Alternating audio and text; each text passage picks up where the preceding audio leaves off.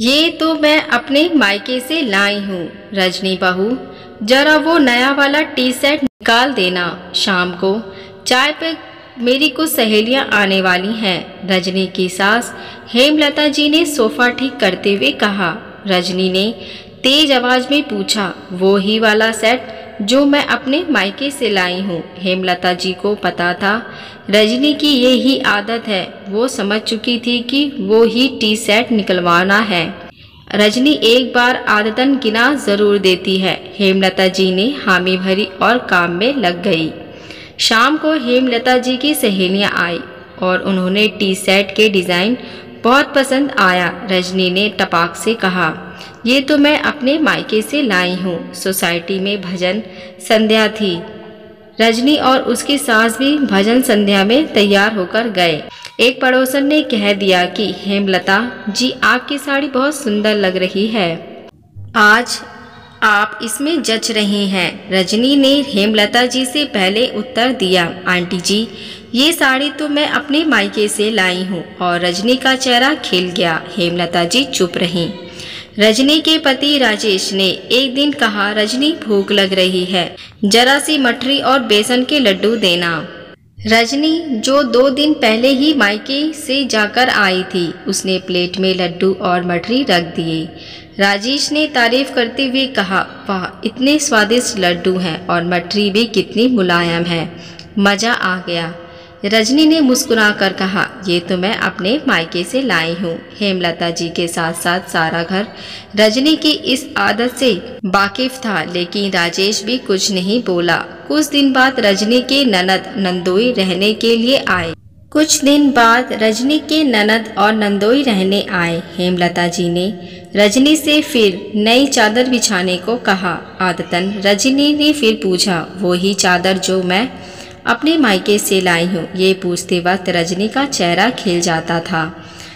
रजनी स्वभाव से बहुत अच्छी थी, सुंदर और सुशील थी, पर उसकी एक आदत हेमलता को शुरू से अच्छी नहीं लगती थी, पर अब उन्हें भी ये सुनने की आदत हो गई है। रजनी के मन में कोई पाप नहीं था, ना ही वो ससुराल वालों को नीचा दिखाना चाहती थी।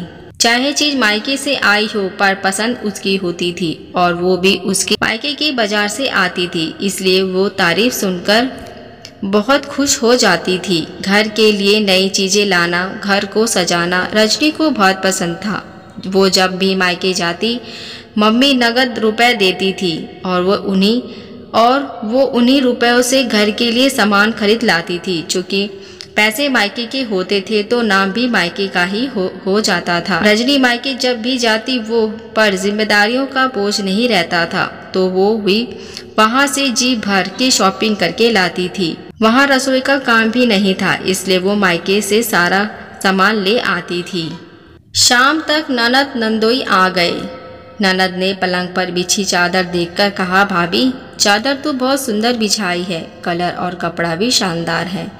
रजनी खुश हो गई और बोली, दीदी, ये तो मैं अपने मायके से लाई हूँ। रजनी की ननद भी अपनी भाभी की इस बात पर वाकिफ थी, लेकिन नंदोई जी को यह मजाक लग रहा था और उन्हें मजाक करने की सूझी। उन्होंने रजनी की 6 महीने की गुड़िया को गोद में उठाया और उसके साथ खेलने लगे। रजनी रसोई में काम में व्यस्त थी। डाइनिंग रूम में ससुर जी, हेमलता जी, पति राजेश और ननद भी बैठे थे। नंदोई जी ने गुड़िया की तारीफ करनी शुरू कर दी। रजनी भाभी, आपकी बिटिया तो एकदम परी जैसी है, कितनी सुंदर है। इसका रंग भी गोरा है, होठ भी गुलाबी हैं, बाल भी कितने घने हैं। नंदोई जी के मुंह से इतनी तारीफ सुनकर रजनी ने आदतन बोल दिया, ये तो मैं अपने मायके से लाई हूँ।